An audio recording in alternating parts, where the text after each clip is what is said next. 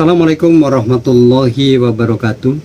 Alhamdulillahirrabbilalamin. Asyhadu an la ilaha illallah wa asyhadu anna Muhammad Rasulullah sallallahu alaihi wasallam. Salam santun selalu, salam sejahtera untuk para teman, para saudara-saudara tauhid.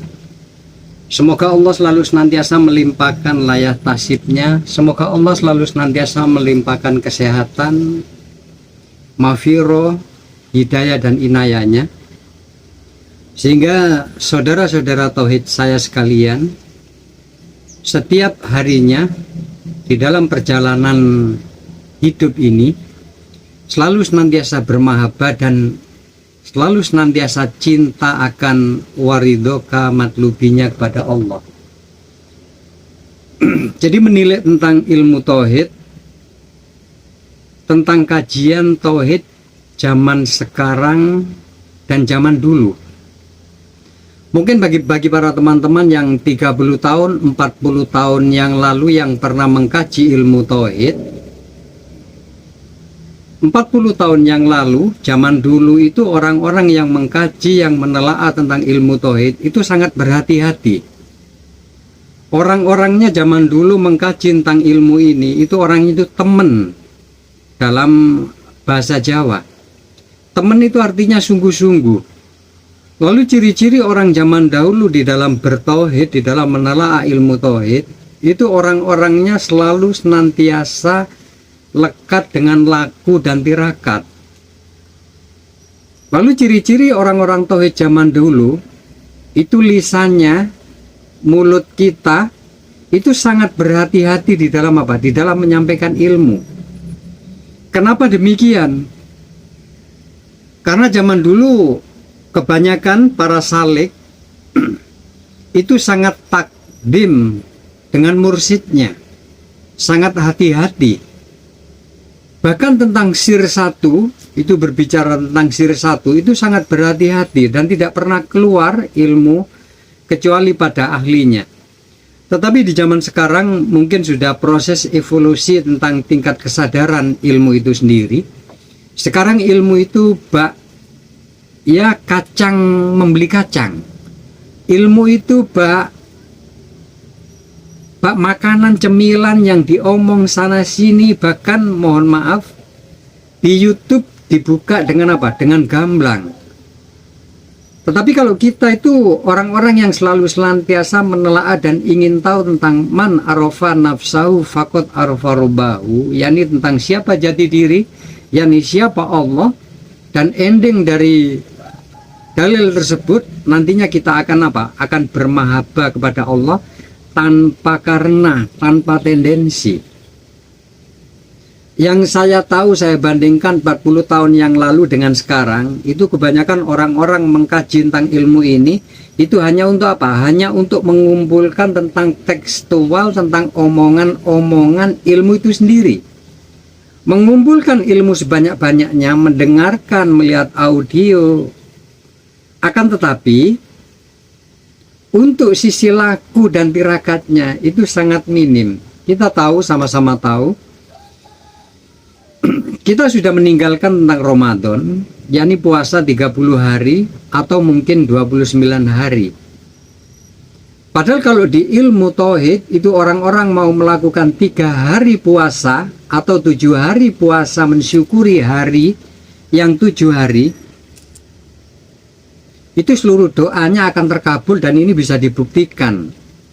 Tetapi apabila tidak memiliki kelurusan tentang innamal a'malu binniyat, tidak meluruskan tentang niatnya, maka yang sangat dikhawatirkan tentang puasa-puasa khusus tersebut bagaimana? Yakni takutnya tidak mampunya tubuh fisik ini dan tidak mampunya tentang jiwa untuk apa?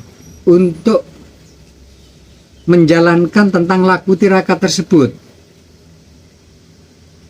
Jadi semoga para teman-teman saudara-saudara tauhid saya yang ada di Ewa Kultur, semoga antara ilmu yang dikaji, ilmu yang dicari, dan tirakat atau laku ini seimbang. Seperti doa kata Allah, doa sabu jagat, Robbana atina fid dunya hasanah wa fil akhirati hasanah wa qina adzabannar.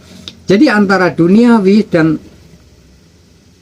dan akhiratnya ini bagaimana? Ini seimbang antara dohiriyah dan jiwanya, antara dohir dan hati, antara dohir dan batin. Ini bagaimana? Ini sama-sama seimbang. Ilmu tanpa didasari oleh laku itu hasilnya hanya apa? Hanya kita mungkin banyak ilmu, tetapi untuk mempraktekkan lalu mengimani sampai tidak ada sebiji sawi keraguan di dalam hati, itu mungkin perlu dipertanyakan.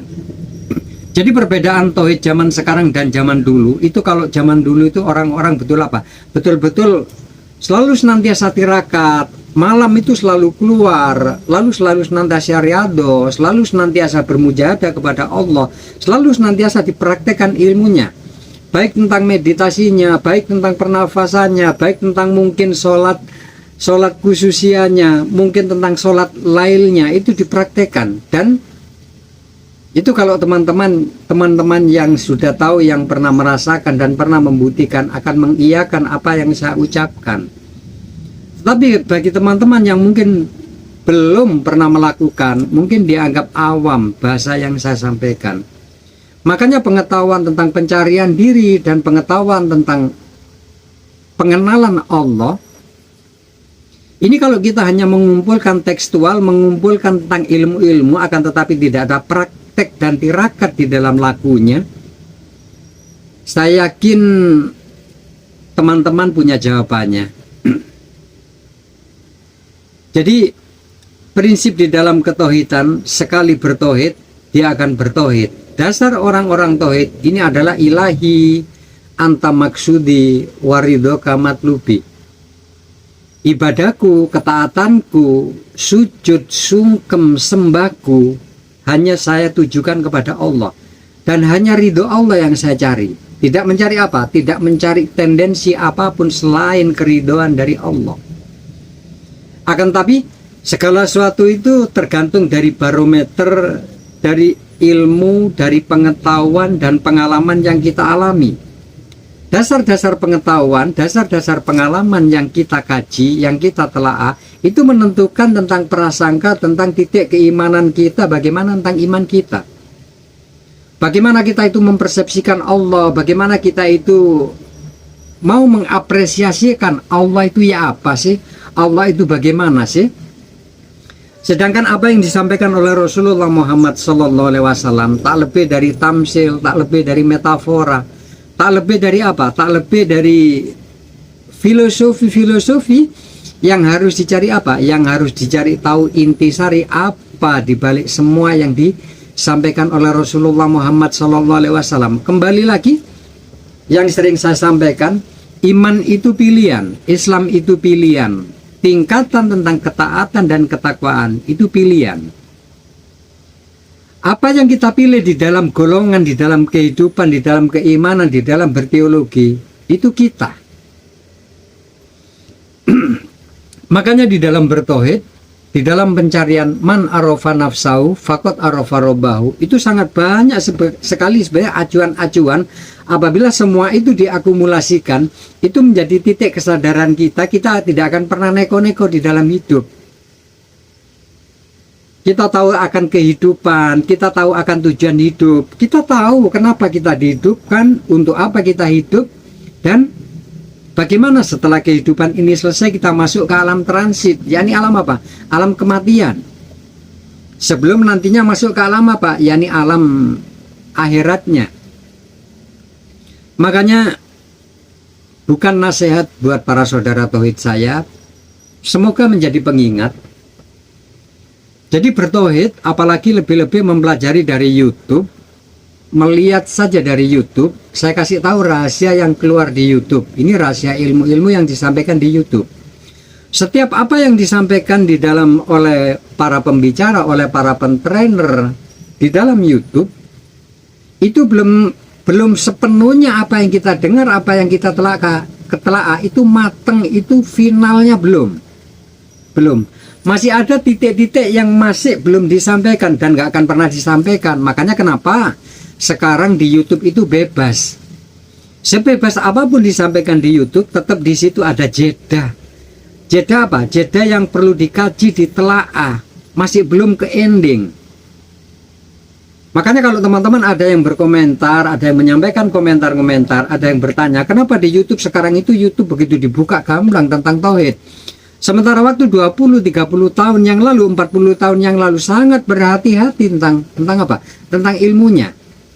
Yang pasti jawabannya sudah zamannya. Sekarang HP dengan YouTube, dengan apapun yang ada di media lunak, itu semuanya sangat mudah untuk disampaikan. Akan tetapi apa yang disampaikan di dalam YouTube itu memiliki rahasia dan tidak sepenuhnya matang.